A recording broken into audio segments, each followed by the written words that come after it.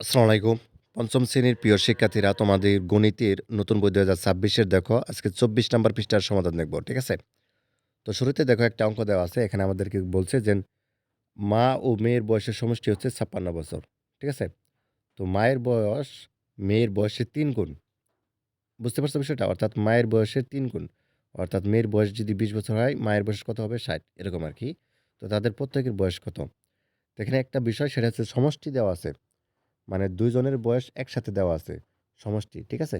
৫৬ বছর দেওয়া আছে। এটুকুই তথ্য আমাদের দেওয়া আছে এবং এখানে ৫৬ বছর এবং মা মেয়ে এবং হচ্ছে মা, তাই না? তো এখানে বলছে যে মায়ের বয়স মেয়ের বয়সের ৩ গুণ হবে, ৩ গুণ। ঠিক আছে? তার মানে মেয়ের বয়সের যোগ মেয়ের বয়সের ৩ গুণ এটা করতে হবে, বের করতে হবে।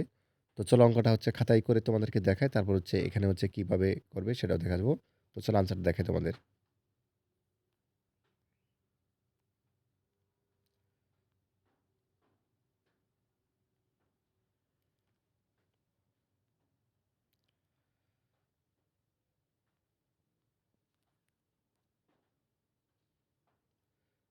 আচ্ছা, তাহলে খেয়াল করো তোমাদের যেভাবে করতে হবে।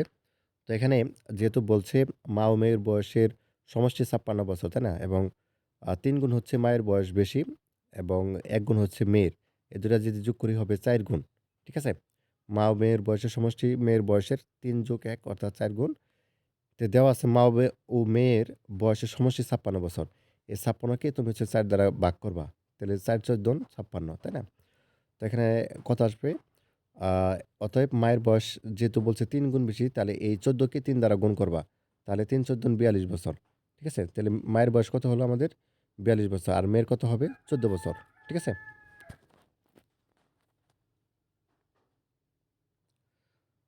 আচ্ছা, তাহলে এখানে হচ্ছে জাস্ট বসিয়ে দিবা এখানে। ঠিক আছে? আর কিছুই করতে হবে না। অর্থাৎ এখানে ৩ + ১ দিয়ে দিবা। ঠিক আছে? মানে ৪ গুণ যেহেতু বলছে। আর এখানে হচ্ছে তোমাদের মেয়ের বয়স। ঠিক আছে? মেয়ের বয়স হচ্ছে ১ গুণের কথা বলছে।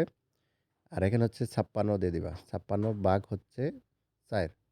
৫৬ কে ৪ দিয়ে ভাগ করলে হচ্ছে মেয়ের বয়সটা বের হবে। ঠিক আছে? মানে ১৪ বছর বা মেয়ের বয়স ১৪ বছর। এখানে ১৪ লিখে দিবা। আচ্ছা, সুতরাং মেয়ের বয়স কত হবে? ১৪ বছর।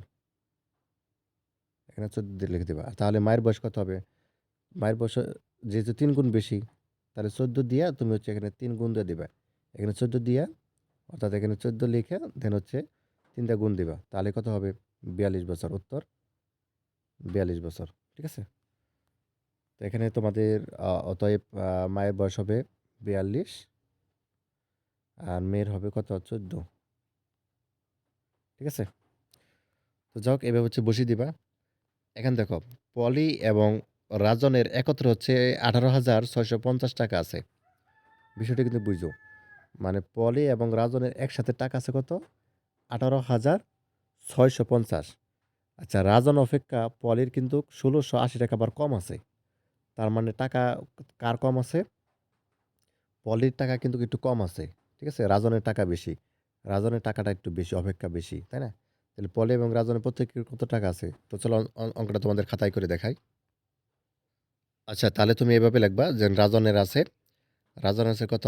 ১৮,৬৫০ যোগ হচ্ছে ৬৮০ আবার ভাগ হচ্ছে ২। তার মানে ১৮,৬৫০ এই ২ টা হচ্ছে ১ম এ যোগ করবা। যোগ করার পরে ২ দা ভাগ দিবা। ঠিক আছে? তাহলে কত আসবে?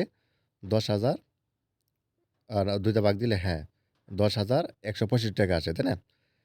এখন তোমাকে যেটি করতে হবে এই রাজন অপেক্ষা পলির আবার কিন্তু ৳১৬৮০ কম আছে।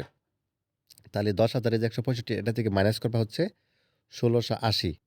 তাহলে কত আসবে? ৳৮,৪৮৫ তো এটাই হচ্ছে তোমাদের মূলত হচ্ছে পলির টাকা। ঠিক আছে? আর রাজনের কত? যে ৳১০,১৬৫ বুঝতে পারছো? তাহলে রাজনের আছে ১০,১৬৫ আর পলির আছে ৮,৪৮৫। ঠিক আছে? তো ১ম এভাবে হচ্ছে ১ম ২ টা যোগ করবা। যোগ করার পরে ২ টা ভাগ দিবা। ঠিক আছে? তারপরে আবার যেহেতু পলির কম আছে তার মানে ওই যে ৳১৬৮০ বিয়োগ দিতে হবে এই ১০,১৬৫ থেকে। তাহলে কিন্তু পলির টাকাটা বের হবে। আর রাজনের তো ওই ১০,১৮৫ হবে। ঠিক আছে?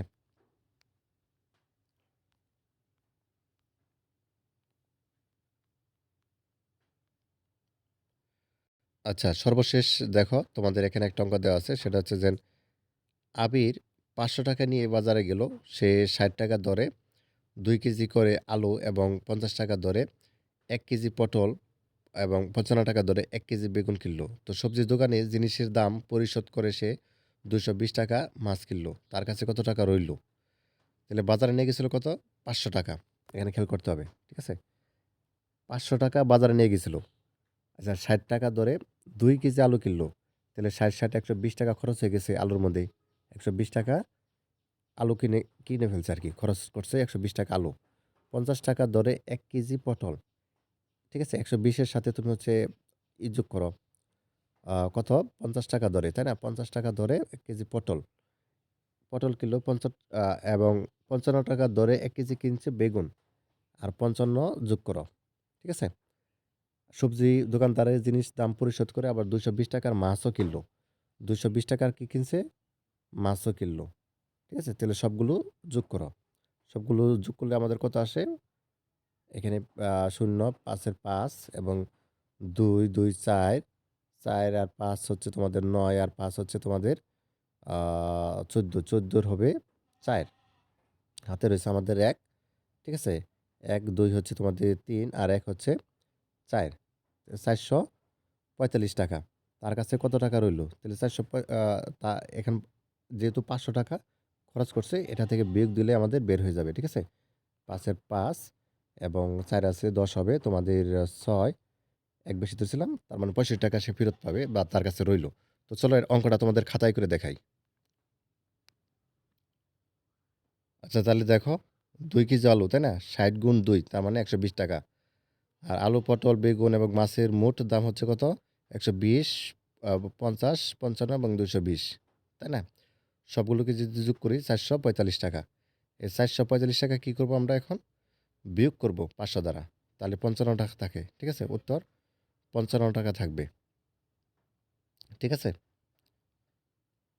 তো যা হোক এখানে তোমাদের এই হচ্ছে ৳৫৫ তোমাদের উত্তরটা হবে। ঠিক আছে? আর ৩ নাম্বার যে অঙ্কটা, ঠিক আছে? এটা তো তোমাদের দেখালামই কিভাবে করবে। ১ম হচ্ছে মোট টাকাটা হচ্ছে এখানে তোমাদের যোগ করবে। ঠিক আছে? ১৮,৬৫০ থেকে এবং ৬৮০ এটা ২ টা আগে যোগ করে নিতে হবে। যোগ করে দেন হচ্ছে ২ দিয়ে ভাগ করবা। ৳১০,১৬৫ হবে না? ওইটা হচ্ছে দেন হচ্ছে তুমি এটার সাথে হচ্ছে আবার এটা মাইনাস করবা। পরের টাকা বের করতে ৳১৬৮০। যেহেতু সে তার টাকাটা কম। ঠিক আছে? তাহলে ৳৮,৪৮৫ এটা পলির টাকা। আর রাজনের হচ্ছে তোমাদের ৳১০,১৮৫। ঠিক আছে? তো এভাবে হচ্ছে খেয়াল করে করতে হবে। তো মোটামুটি যা হোক এই ছিল তোমাদের হচ্ছে আনসার আরকি। আ তো ধন্যবাদ সবাইকে ভিডিওটি দেখার জন্য। আর ইতিমধ্যে তোমাদের সকল বিষয় কিন্তু সমাধান দেওয়া আছে চ্যানেলে দেখে নিবা।